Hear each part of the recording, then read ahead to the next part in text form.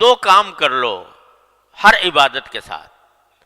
ایک اس عبادت کی توفیق پر اللہ کا شکر، اور اپنی تقصیر پر، اپنی کوتاہی پر استغفار. اگر یہ کام کرتے رہو گے کرتے رہو گے کرتے رہو گے تو انشاءاللہ رفتہ رفتہ راستہ طے ہوتا جائے گا، اور ایک وقت آ جائے گا، ضرور آ جائے گا انشاءاللہ، کہ تم احسان کے مرتبے تک پہنچ جاؤ گے. ہوتا کیا ہے کہ غفلت کے ساتھ پڑھی، غفلت کے ساتھ اٹھ کے چلے گئے. ارے بھائی نماز کے بعد ذرا سا ایک اس نماز کے اوپر نگاہ بازگشت ڈال لو. یعنی اس کا ذرا تصور کرو کہ میں نے یہ 4 رکعتیں پڑھی تو کس طرح پڑھی، اور اس کے اوپر نگاہ بازگشت ڈالتے ہوئے پہلے اللہ جل جلالہ کا شکر ادا کر لو، اور شکر ادا کر لو کہ یا اللہ آپ کے نے جس طرح بھی توفیق دی، آنے کی توفیق دے دی، اپنی بارگاہ میں حاضری کی توفیق دے دی، اے اللہ میں اس پر شکر ادا کرتا ہوں. اور اے اللہ میں آنے کے بعد آپ کے دربار کا جو حق تھا وہ تو کہاں ادا ہوتا، جو کم سے کم مطالبہ ہونا چاہیے تھا وہ بھی مجھ سے پورا نہ ہو سکا. دیکھو خشوع کا اعلیٰ مقام تو وہ ہے جو حدیث میں فرمایا گیا کہ ان تعبد اللہ کأنک تراہ. اللہ تبارک و تعالیٰ کی عبادت اس طرح کرو جیسے کہ اللہ کو دیکھ رہے ہو، اور اگر نہیں دیکھ رہے تو کم از کم وہ یہ خیال کر لو کہ وہ تمہیں دیکھ رہا ہے. اعلیٰ مقام تو یہ ہے کہ پوری نماز میں اول سے لے کر آخر تک بندہ اللہ تبارک و تعالیٰ کی طرف متوجہ رہے اور یہ سمجھے کہ میں اللہ کو دیکھ رہا ہوں یا اللہ مجھے دیکھ رہا ہے. لیکن ادنا درجہ کیا ہے؟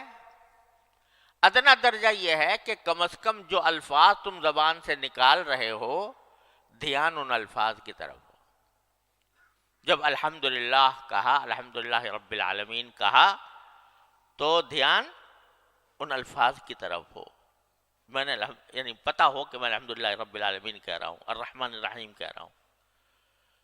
اور اس میں حدیث میں آتا ہے کہ نبی کریم صلی اللہ علیہ وسلم نے فرمایا کہ جب بندہ الحمدللہ رب العالمین کہتا ہے تو اللہ تبارک و تعالی جواب دیتے ہیں حمیدنی عبدی، میرے بندے نے میری تعریف کی. جب الرحمن الرحیم کہتا ہے تو اللہ تعالیٰ جواب دیتے ہیں کہ اثنا علی عبدی، میرے بندے نے میری ثنا کی. جب مالک یوم الدین کہتا ہے تو کیا فرماتے ہیں؟ مجدنی عبدی، میرے بندے نے میری بزرگی بیان کی. اور جب کہتا ہے ایاک نعبد و ایاک نستعین تو باری تعالیٰ فرماتے ہیں کہ یہ جو وہ کہہ رہا ہے بندہ، یہ میرے اور بندے کے درمیان ہے یہ معاملہ. وہ میری عبادت کرتا ہے، میں اس کی مدد کرتا ہوں. ایاک نعبد و ایاک نستعین. تو آدمی کم از کم اتنا جو ادنا خشوع کا درجہ ہے وہ کیا ہے کہ جو الفاظ زبان سے نکال رہا ہے انسان، ان الفاظ کی طرف دھیان ہو. میں نکال رہا ہوں، یہ نہ ہو کہ بس مشین چل پڑی اور آخر میں جا کے بس سلام پھیر دیا، بلکہ دھیان ان کی طرف ہو، الفاظ کی طرف ہو. یہ ادنا درجہ ہے. اور جہاں ذہن بھٹک جائے، خیالات آنے لگیں، پھر دوبارہ انہی الفاظ کی طرف آ جائے. یہ ادنا درجہ ہے خشوع کا. اس کی کوشش تو بندے کو ہمیشہ کرتے ہی رہنا چاہیے، ساری زندگی کرتا رہے. تو یہ کوشش ادنا درجے کا خشوع ہے، یہ بھی حاصل نہیں ہوتا. تو اللہ آپ نے تو کرم فرمایا تھا کہ ہمیں توفیق دی تھی کہ آپ کے دربار میں حاضر ہوئے، لیکن ہم نے اپنی طرف سے جو ہمارے کرنے کا کام تھا وہ ہم سے نہ ہو سکا. تو اللہ ہم اس پر استغفار کرتے ہیں. اسی لیے سنت ہے نبی کریم صلی اللہ علیہ وسلم کی کہ نماز ختم ہونے کے بعد فرماتے کہ استغفر اللہ استغفر اللہ استغفر اللہ 3 بار. استغفر اللہ فرماتے تھے. ابھی تو نماز پڑھی، نماز کوئی گناہ تو کام نہیں ہے، استغفار تو گناہ کے کام پر کیا جاتا ہے، لیکن رسول کریم صلی اللہ علیہ وسلم نماز کے بعد استغفر اللہ فرماتے تھے. کیوں؟ کہ اللہ توفیق تو آپ نے عطا فرمائی، لیکن میں آپ کی عبادت کا حق ادا کر نہیں سکا، میرا دل و دماغ ادھر بھٹکتا رہا. تو کیا ہوگا کہ میرے مالک کا کرم ایسا ہے کہ بندہ جب استغفار کرتا ہے، اس کی طرف رجوع کرتا ہے، اپنی عاجزی کا اعتراف کرتا ہے، اپنی بندگی کا اعتراف کرتا ہے، کہتا ہے کہ مجھ سے غلطیاں ہوئیں، مجھ سے کوتاہیاں ہوئیں، میں کسی طرح بھی حق ادا نہ کر سکا، ادنا حق بھی ادا نہ کر سکا، تو میرے مالک کا کرم ایسا ہے کہ جو کوتاہیاں ہوئی ہیں ایک طرف تو اس کو معاف فرما دیتا ہے، اس کو معاف فرما دیتا ہے. میرا بندہ ہے، کمزور ہے، اور اس کے اندر وہ صلاحیت نہیں ہے جو ہونی چاہیے، تو اس واسطے یہ مجھ سے رجوع کر کے اپنی ناتوانی، اپنی کمزوری کا اعتراف کر رہا ہے، اپنی تقصیر کا اعتراف کرتا ہے، تو میں اس کو معاف کر دیتا ہوں. معاف کرنے کے کیا معنی ہوئے؟ کہ جو کوتاہیاں ہوئی تھیں نماز کے اندر، وہ سب ان کے اوپر خط تنسیخ پھیر دیا اللہ تبارک و تعالیٰ نے. چل تیری نماز بھی قبول کر لی، جیسی کیسی تو نے پڑھی قبول کر لی. جب تو نے ہم سے رجوع کر کے کہہ دیا کہ یا اللہ مجھ سے نماز صحیح طریقے سے پڑھی نہیں گئی، تو چل ہم نے قبول کر لی. استغفر اللہ استغفر اللہ استغفر اللہ کہ تو عرض کرنے کا منشا یہ ہے کہ اس مایوسی کو دور کرنے کا راستہ کیا ہے، اور اس سمت میں آگے بڑھنے کا راستہ کیا ہے. ایک طرف تو حمد کرے بندہ، شکر ادا کرے، دوسری طرف استغفار کرے. شکر اس کی توفیق پر، استغفار اپنی کوتاہی پر. تو میرا اللہ تبارک و تعالی شکر کے بارے میں وعدہ کیا ہے کہ لئن شکرتم لأزیدنکم، یہ وعدہ ہے کہ نہیں؟ کس کا وعدہ؟ ان اللہ لا یخلف المیعاد. تو جب تم شکر کرو گے تو اور دوں گا، یعنی تم نے اس پر شکر ادا کر لیا کہ میں نے نماز آ کر ادا کی ہے، اے اللہ آپ کی توفیق سے اس پر شکر ادا کر لیا، تو اور توفیق دوں گا، اور توفیق دوں گا. اور یہی وجہ ہے کہ جب بندہ نماز مثلاً پڑھنا شروع کیا، پہلے تو نماز سے بھاگتے تھے بچپن میں، جب اللہ تعالیٰ نے پڑھنے کی توفیق دی، پڑھتا رہا، تو کیا ہو گیا؟ اب نماز کے بغیر چین نہیں آتا. آتا ہے کسی نمازی کو نماز کا وقت آ جائے اور گزرنے لگے نماز کا وقت، چین آئے گا؟ کسی نمازی کو چین نہیں آئے گا.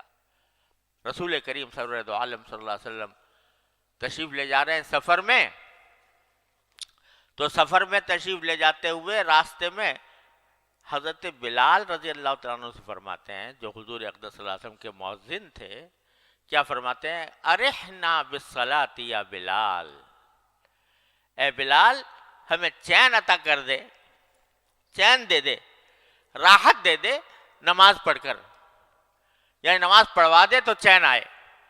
اس کے بغیر ہم بے چین ہیں، ہمارا کسی کام میں دل نہیں لگ رہا کہ کسی طرح میں نماز پڑھ لوں. تو آدمی ایسا ہو جاتا ہے کہ چین نہیں آ رہا. یہ کیا ہوا کہ جو توفیق شروع میں ہوئی تھی کہ اس وقت زبردستی بغیر دل نہیں چاہ رہا، دل گھبرا رہا ہے، لیکن بندے نے اس کی پرواہ کیے بغیر نماز میں آ کے کھڑا ہو گیا. یہ توفیق جو اللہ تعالیٰ کی طرف سے ہوئی تھی، اس پر جب بندے نے شکر ادا کیا تو اس کا نتیجہ یہ ہوا کہ اس نماز کی طرف توجہ اور نماز کی فکر اور اس کا خیال یہ بڑھتا چلا گیا یہاں تک کہ نمازی کو بغیر نماز پڑھے چین نہیں آتا. تو یہ شکر کی خاصیت تو یہ ہے کہ اب شکر کیا تم نے اور تمہیں توفیق دیں گے، اب شکر کیا اور توفیق دیں گے. اور استغفار کا خاصہ یہ ہے کہ بندہ کتنے بڑے سے بڑے گناہ لے کر پہنچ جائے اس دربار میں، بڑے سے بڑا گناہ لے کے پہنچ جائے، اور صدق دل سے، نیک نیتی سے، عاجزی سے اور اپنی بیچارگی سے باری تعالیٰ سے کہتے استغفر اللہ ربی من کل ذنب واتوب الیہ، اے اللہ میں معافی مانگتا ہوں، جو کوتاہی ہوئی ہے میں معافی مانگتا ہوں۔ تو یہ استغفار ایسی چیز ہے کہ میرا مولا اس کے اوپر معافی کا اس نے وعدہ کر رکھا ہے، وہاں شکر پر وعدہ یہ کر رکھا ہے کہ اور دوں گا، یہاں استغفار پر یہ وعدہ کر رکھا ہے کہ تمہاری غلطیاں معاف کر دوں گا۔ ان اللہ یغفر الذنوب جميعا یا عبادی الذین اسرفوا علی انفسهم لا تقنطوا من رحمت اللہ ان اللہ یغفر الذنوب جميعا۔ تو جو اللہ تبارک و تعالی یہ وعدہ کر رہے ہیں کہ میری رحمت سے مایوس نہ ہونا،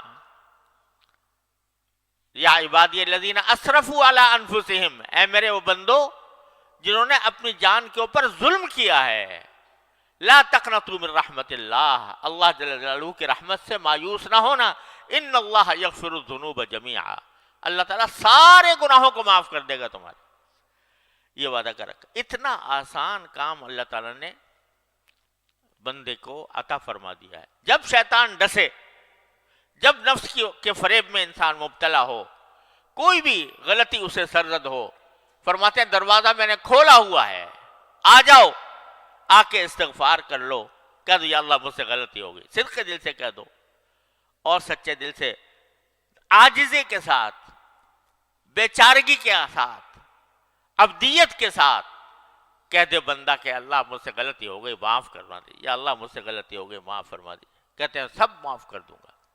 معاف کرنے کے کیا معنی؟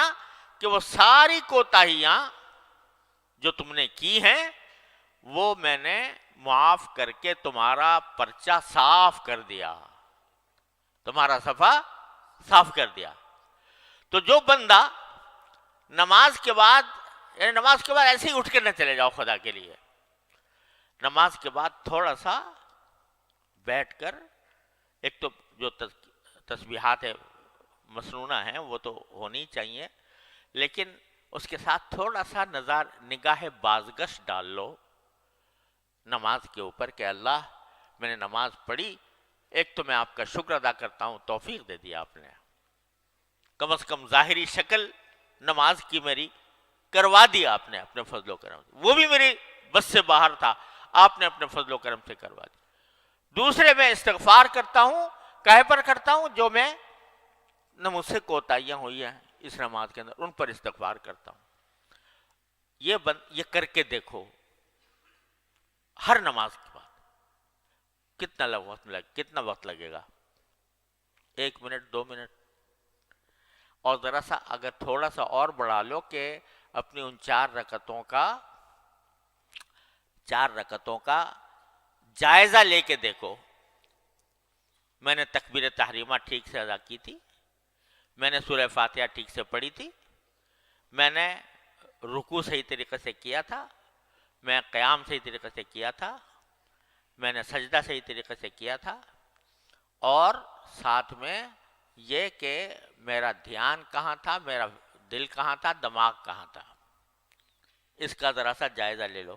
تو بہت ساری جگہ پر تمہیں نظر آئے گا کہ یار یہ تو نماز تو پڑھی بے شک، لیکن مجھ سے نہ الفاظ کی طرف دھیان ہو سکا، نہ اللہ تعالیٰ کی طرف دھیان ہو سکا۔ تو جب یہ تصور آئے تو شرمندگی تو ہوگی، ندامت ہوگی، اس ندامت کے لیے کہہ دو استغفر اللہ استغفر اللہ استغفر اللہ، اللہ تبارک و تعالیٰ کے سامنے بارو۔